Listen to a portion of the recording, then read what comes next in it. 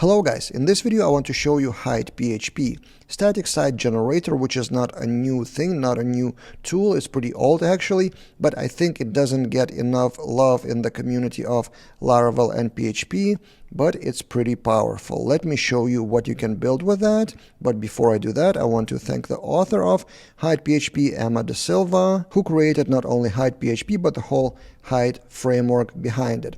So what you can do with HydePHP is generate something like that.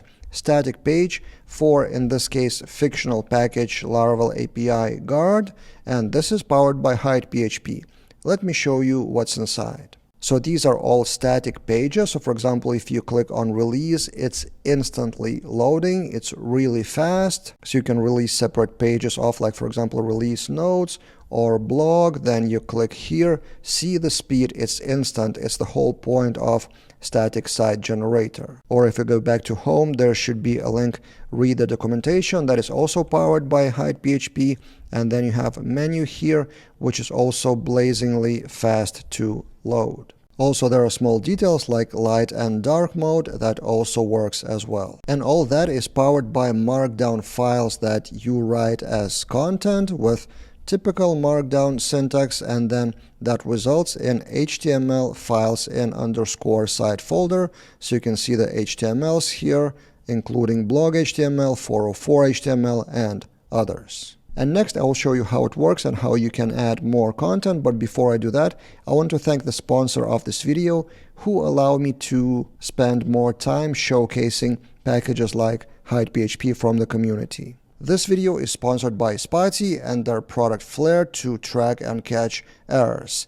And they agreed kindly to sponsor multiple videos on my channel because there are multiple features to show about Flare. One of them is GitHub integration with issues. So let me show you my example. I use Flare on, for example, AI Coding Daily project, and here's one of the errors that was caught. And if you enable GitHub integration with specific repository for that project, you can see issues here, and then you can create issue, or it can be created automatically. So in the integration section for specific project, you can configure GitHub to enable or disable those features, like for example, automatically link GitHub issues to errors like this. But when creating the issue manually, there's a link, use details from error, and also same with body of the issue. And let's try to create the issue and see what happens. There it is on my GitHub, and also there is a link back to open in Flare. And then I can work on fixing the issue, and then at some point I close that, which will trigger automatically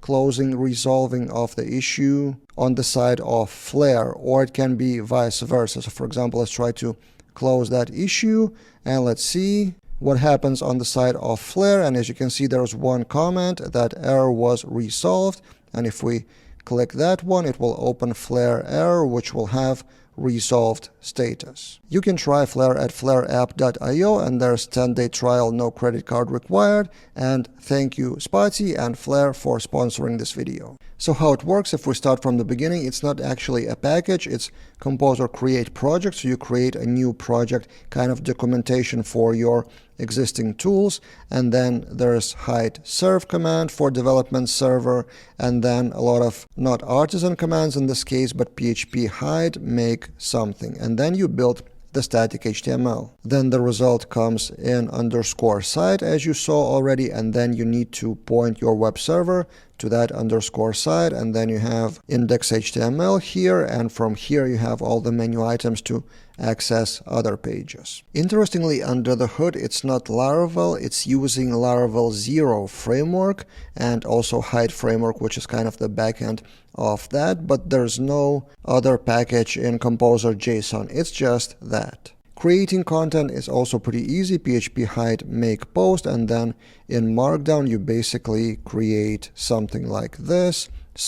So-called front matter, and then write your Markdown here. Also, there's a schema structure, what you can enter inside of that front matter to be populated in the final website. Also, you can create other types of pages, which is documentation pages. So on my example, it's this /docs rate limits and /docs others. So they were created with specifically this make page type docs, and then again same markdown with front matter, also with navigation if you prefer that. So navigation is this thing on the left. So basically with Markdown and PHP hide commands, I wanted to say artisan commands, now it's PHP hide because it doesn't use Laravel or artisan. This is how you build the static HTML website, which is, as I mentioned, blazingly fast. You can also customize your site. You can also customize navigation menus and stuff like that. So you can read that in the docs. I don't want to read it line by line for you. I just wanted to showcase the result, which was partially generated by AI. So if you have a product or a package and you don't want to store it in big README on GitHub, if you want the separate website, which is static, as you can see, it's pretty good for typical Laravel or PHP packages with menu items on footer as well. But also it's not just Markdown, it's also Blade. So in underscore pages, you can see index Blade, which on top has, it's similar to Livewire for single file components. It's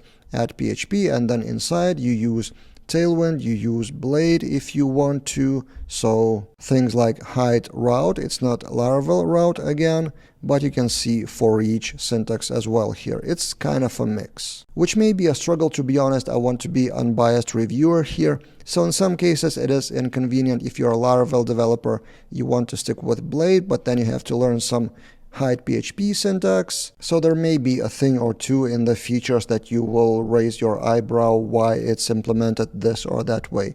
But it's all well documented, and documentation itself is structured pretty well, which in itself, surprise, surprise, was built with HydePHP as well. So yeah, this is HydePHP, open source, free static site generator. What do you think about that? Have you tried it, or do you have other alternatives you use for similar static pages? Let's discuss in the comments below. That's it for this time, and see you guys in other videos.